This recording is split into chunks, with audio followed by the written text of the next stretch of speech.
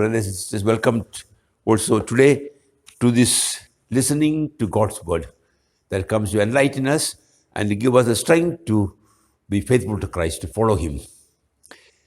A reading from the letter to the Hebrews. Continue to love each other like brothers. And remember always to welcome strangers, for by doing this, some people have entertained angels without knowing it. Keep in mind those who are in prison, as though you were in prison with them, and those who are being badly treated, since you two are in the one body. Marriage is to be honored by all, and marriages are to be kept undefiled, because fornicators and adulterers will come under God's judgment. Put greed out of your lives and be content with whatever you have. God Himself has said, I will not fail you or desert you. And so we can say with confidence, with the help of the Lord with me, I fear nothing. What can man do to me? Remember your leaders who preach the word of God to you. And as you reflect on the outcome of their lives, imitate their faith.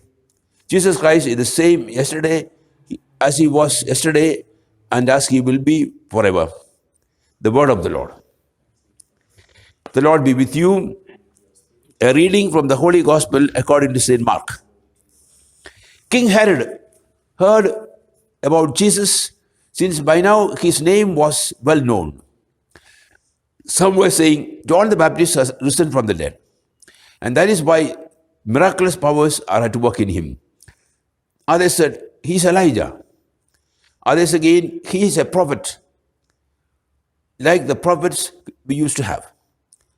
But when Herod heard this, he said, it is John whose head I cut off. He has risen from the dead. Now it was the same Herod who had sent to have John arrested and had him chained up in prison because of Herodias, his brother Philip's wife, whom he had married. For John had told Herod, it is against the law for you to have your brother's wife. As for Herodias, she was furious with him and wanted to kill him. But she was not able to, because Herod was afraid of John, knowing him to be a good and holy man, and gave him his protection. When he had heard him speak, he was greatly perplexed, and yet he liked to listen to him.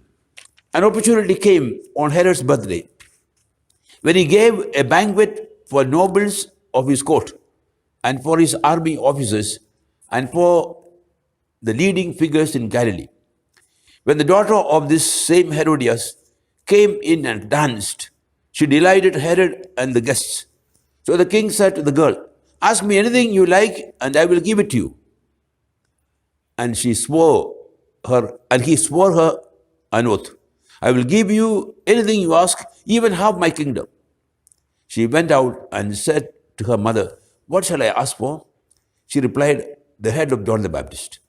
The girl hurried straight back to the king and made her request, I want you to give me John the Baptist's head here and now on a dish. The king was deeply distressed, but thinking of the oaths he had made and of his guests, he was reluctant to break his word to her. So the king at once sent one of the bodyguard with orders to bring John's head. The man went off and beheaded him in prison. Then he brought the head on a dish and gave it to the girl, and the girl gave it to her mother.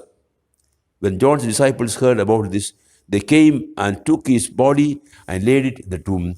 The Gospel of the Lord. So, brothers and sisters, this Gospel has two parts. The first part speaks about the identity of Jesus Christ. Who is Jesus Christ? And second part is the narration of the martyrdom of John the Baptist. The first part, who is Jesus Christ? Jesus Christ was working so many miracles that the question was in the minds of all, who is He? And some said, He is John the Baptist, was risen from the dead, and that is why all these miracles are at work in Him. Others said, He is Elijah. And some others said, he's a prophet like the prophets of old. Herod said, this is John the Baptist whom I beheaded. He has risen again. That is why all these powers are at work in him. Who is Jesus Christ? This is a very important question. Jesus himself will put this question to the disciples at Caesarea Philippi. Who do people say I am? And who do you say I am?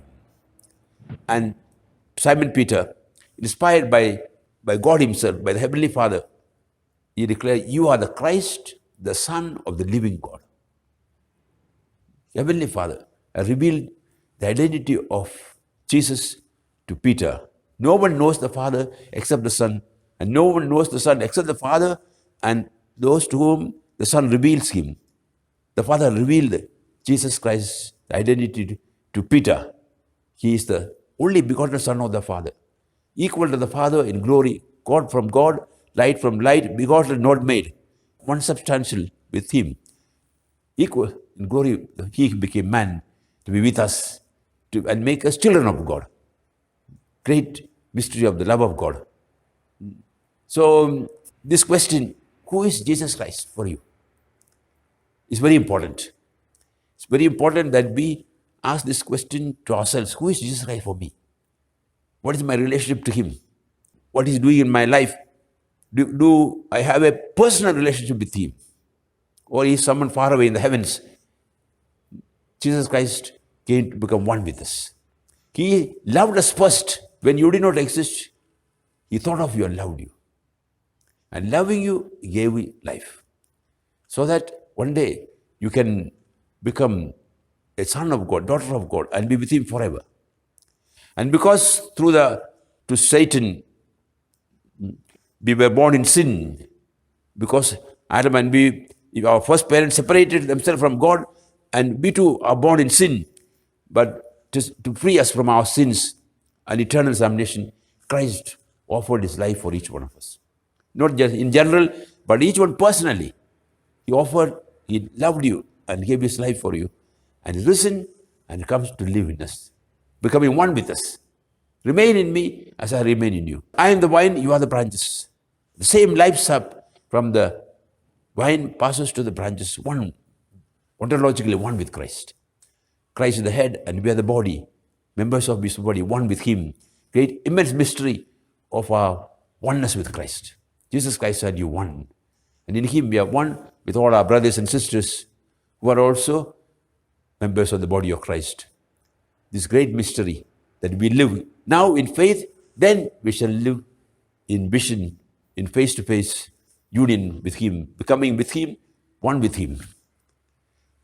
The first part, who is Jesus Christ? Every day we have discovered anew the presence of Christ in our life and love him.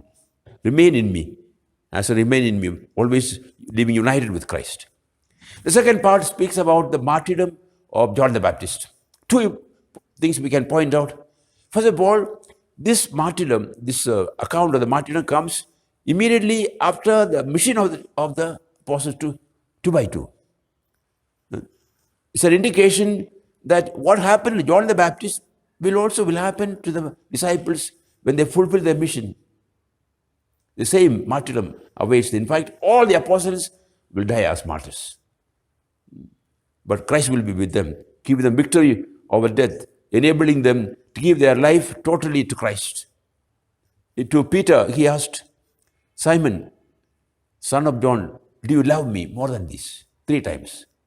And he said, you know, Lord, that I love you. And he said, feed my lambs. When you were young, you went where you liked, but when you are old, you will extend your hands and someone else will put a belt around you and take you to where you don't want to go.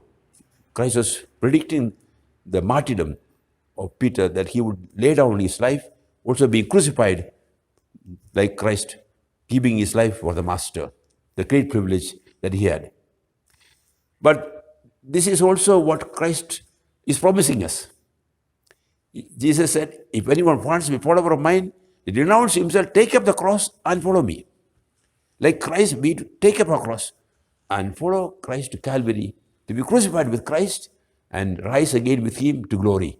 All of us are called to give our life to Christ, either by shedding the blood or offering our life, accepting His will in the daily martyrdom of our lives. We don't live for ourselves, but for Christ, so that we can become instrument of salvation for the world together with Him, brothers and sisters. So beautiful this the story of the martyrdom of John the Baptist. John the Baptist said, he must increase, I must decrease. He decreased so much as to lay down his life for Christ, out of love for Him. He said, I am not worthy even to unstrap the sandals of the Messiah. It was the duty of the slaves to unstrap the sandal of the master or the guests and wash their feet and anoint them. But John the Baptist said, not even worthy to be a slave of the Messiah. Deep humility and deep love for Christ, because he was happy when he saw that his disciples were leaving him and going after Jesus. And he said, the bride is for the bridegroom. The friend of the bridegroom rejoices when the bridegroom listens to the voice of the bride. This is my joy, and it is full. He must increase, I must decrease. So Christ wants to give us the same spirit that John the Baptist had, of love for Jesus, also of renouncing ourselves and giving our life to Him to fulfill His plan of salvation for the world. First reading taken from the letter to the Hebrews is marvelous. It's a conclusion of the letter to the Hebrews. He speaks of, first of all, about love. He says, continue to love each other like brothers. Continue to love each other like we are all brothers and sisters. So the love that we have received from God through the Holy Spirit, we communicate to others. Love one another as I have loved you. This is the sign of the Christians. Then he goes on to say, keep in mind those who are in prison as though you are in prison with them. Because we are one body. When one member suffers, when one member suffers, the whole body suffers. He says, and those who are being badly treated, since you two are in the body with them, we are one body with them. So their sufferings are our sufferings. We need to become aware of our oneness with all our brothers and sisters. Then he speaks about marriage, chastity. Marriage is to be honored by all. And marriages are to be kept undefiled. Because fornicators and adulterers will come under God's judgment. Chastity, most important in our Christian lives. Blessed are the pure in heart, they will see God. Then he goes on to say, to live undetached, not enslaved to money.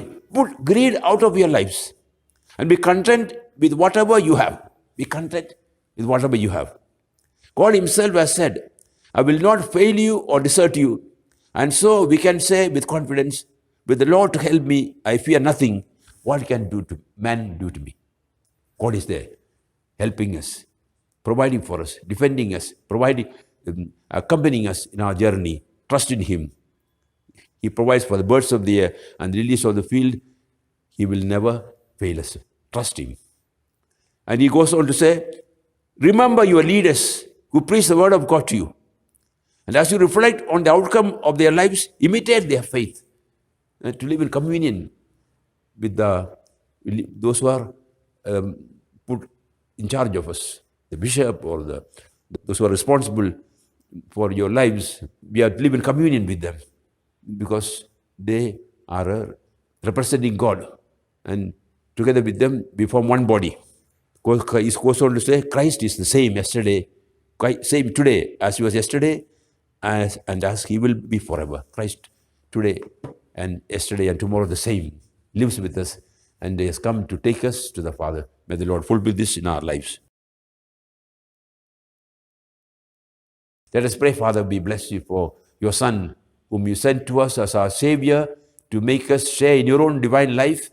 And we beg You to send the Holy Spirit into our hearts and form in us His image, so that we can be conformed to His image and truly become His brothers and sisters and eternal life with You, and have eternal life with You. We ask this through Christ our Lord.